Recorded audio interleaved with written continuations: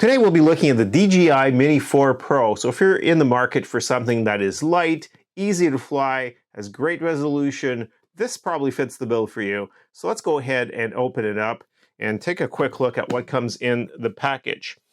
The box is very small compared to, let's say, the older models. So first off, you're going to notice that it all comes out. These are all of the accessories, and the drone itself is at the bottom here. So for those of you who've seen the 3 Mini Pro, you'll notice that it is very, very similar. The look and feel should be about the same. The major changes, let's take a look. You'll see a few aesthetic things. First of all, there is this guard here that protects the arms and the blades. So that's new. So that's good if you're going to be putting it into a bag of some sort. And you'll notice that the 2 sensors are slightly off angle as opposed to the older model. Now, the other thing as well that they improved is this plastic shield here, where this is supposedly a lot easier to put in and out versus the old one.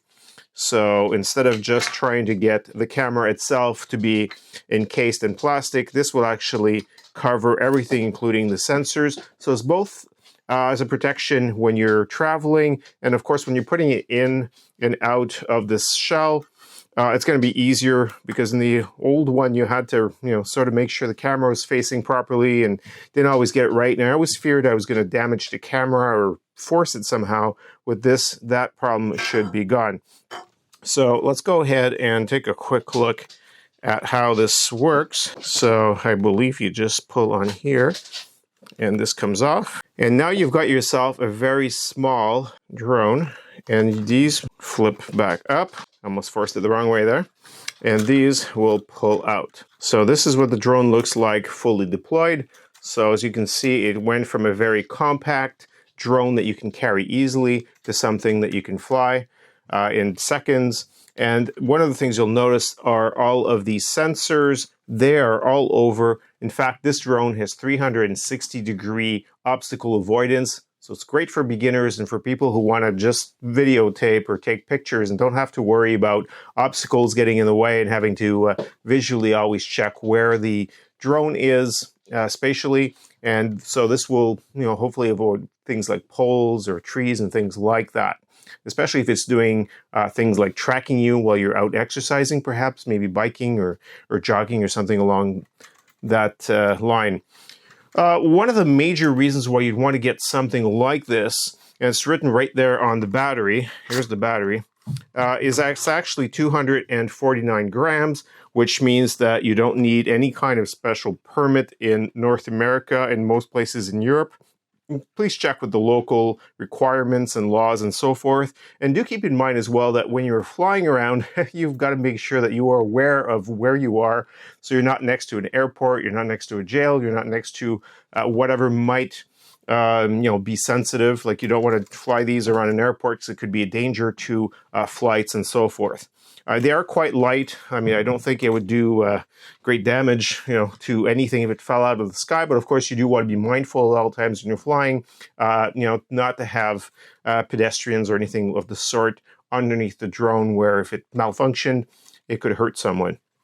So a lot of these specs are very similar to the previous version. You'll notice they've added little things like this little bit here. So basically these legs have been added.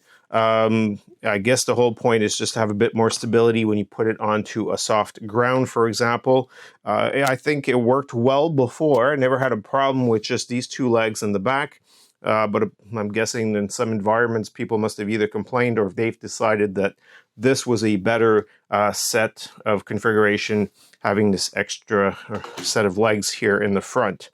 Now, in general, you've got the same video camera as you had in the previous generations, but that is not to say that this is not a great video. You've got a 48 megapixel pictures. It takes them both horizontally and vertically, and also shoots horizontal and vertical. So if you've got yourself a TikTok channel, for example, and you want to be able to have things in a vertical manner instead of horizontal, this will do it. Simply, change the orientation and off it goes. So apart from that, let me take a quick look at what else came with the drone.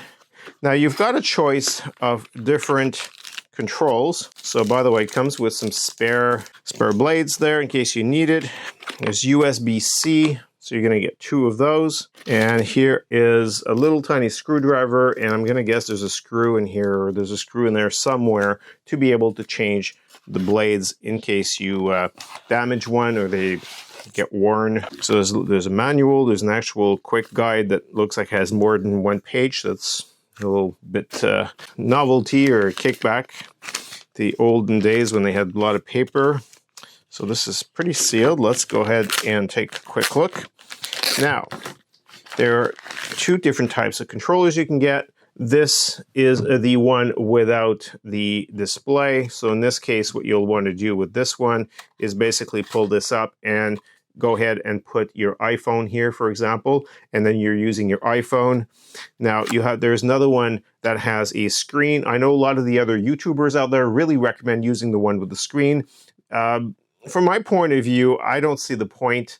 I understand that the main advantage of it is if you take it out of its bag, you're on vacation or you have something quick, it's already all set up. The screen's already there. You can just go, you turn it on, and it is a little faster than putting on your screen and then connecting the wire back to your phone and so forth. So I get that. Now, the other thing too is, let me just take a quick look here. So we've got at the bottom are the actual little joystick ends here. So we're going to put those in here and they just screw in. So those are quite easy. So when you're transporting them, you can take them off and store them safely on the bottom. Now I'm not going to explain all of this in this video, but the idea is just to show you.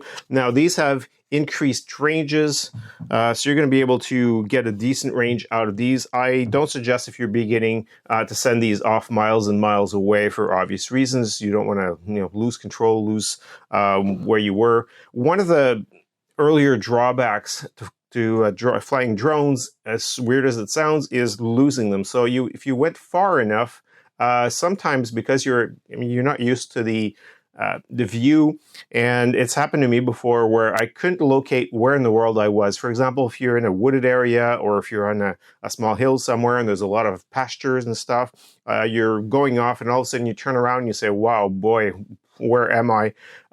So one of the things now is they've got this augmented reality where it'll actually show you where the home, where you started off from. So it'll guide you back and you'll be able to visually see it on the DJI application on your phone, or of course using one of these if you've got the screen built in. So we'll put a lot of specs on the bottom. The point of this video was not just to give you a gazillion specs on here. A lot of the stuff about this drone, you've got things like built-in GPS, so it's aware of where it is at all times. So that's really nice. When you start flying one of these, it always starts from the altitude that you start with. So if you were to start at 1,000 feet above sea level, well, that would be 0 for it. It doesn't adjust to sea level in that respect. So if you're taking it off from a mountain and going off down a cliff to videotape goats or something, then you would, saying goats, but it's probably not very common. But at the end of the day, there is, sort of that factor that when you play around with these, you've got to get accustomed to them starting off, because sometimes you might, get a feeling that you're flying very low. But if it started at, 1,000 feet, as in my example, which is probably extreme, but anyways, the point is you would, it might appear that you're 6 feet off the ground when in fact you are, hundreds and hundreds of feet up. So having said that, let me see what else I've got. I wanted to mention also the, okay. So I mentioned the ability to take pictures at 48 megapixels. The pictures are okay. The big thing between the 4 and the 3, I'm not really trying to compare, but apparently they've enhanced the night mode. So you're hopefully get better resolution and get better pictures or better video as well in the evening. So under less ideal conditions. And sometimes, let's face it, when you're out, perhaps in a marina, you're next to the beach, the sun is set and it's beautiful. Now the lights turn on and you want to, take a picture, and you'd really like to go over the water and just take a really nice marina picture. I can't wait to see what this does. With the old one, I was less than satisfied, honestly, once the sun was gone and it got dark. The pictures were, at least the ones that I took, and this might just be my inability or my, my lack of skill at taking great pictures with these, so I'm not going to put it back on the product, but I can't wait to test this to see if it improves things for me, since I am a novice picture taker with drones. I have somebody else who does my drone flying, usually for my videos, for obvious reasons, because I'm the one in front of the camera talking to you. So this is it in a nutshell. You'll find that the lens is the same as previous.